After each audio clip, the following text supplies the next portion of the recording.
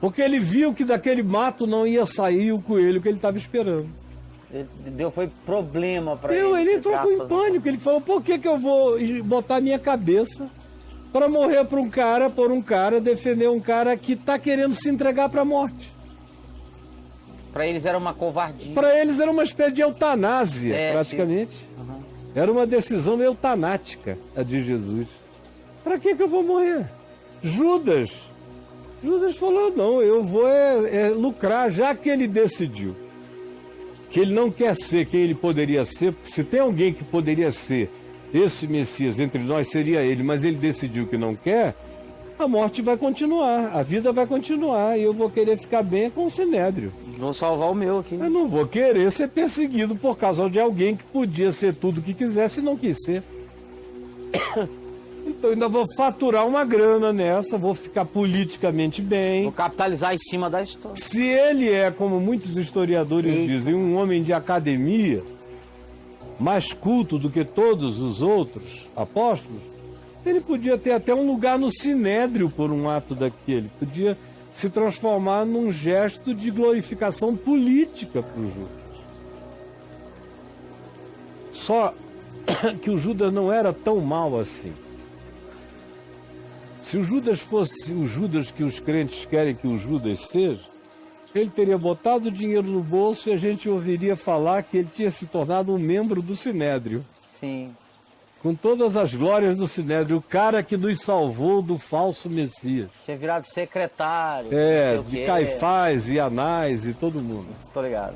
Ele tinha um cargo de mas confiança. Judas não era tão mal assim, Judas não aguentou.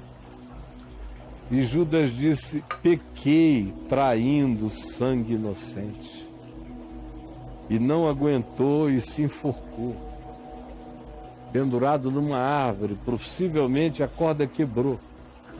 E como o lugar onde ele se enforcou, no Monte Sião, uma beirada do Monte Sião, chamada Alcedama, que se projeta na direção do Vale de Josafá, é uma queda alta, íngreme, com muita pedra. A corda provavelmente partiu, ou o galho quebrou, e ele saiu rasgando as entranhas dele nas pedras afiadas. Nossa, mãe do de céu. modo que ele caiu lá embaixo com as entranhas derramadas do lado de fora. Aí, como crente, também tem uma mania danada de transformar a morte trágica em condenação divina. O Judas, com todos os sinais de tristeza, traí, pequei, o sangue era inocente, eu sou um calhorda safado, não mereço viver, não tenho coragem de me apresentar à vida e não tem mais nenhum outro mundo que eu queira ver. Depois da desgraça que eu fiz e foi e se matou, esse cara, o diabo entrou nele, mas ele não morreu o diabo. Sim. Ele teria morrido o diabo se ele tivesse ficado com o dinheiro. Ele foi e jogou o dinheiro de volta ao templo.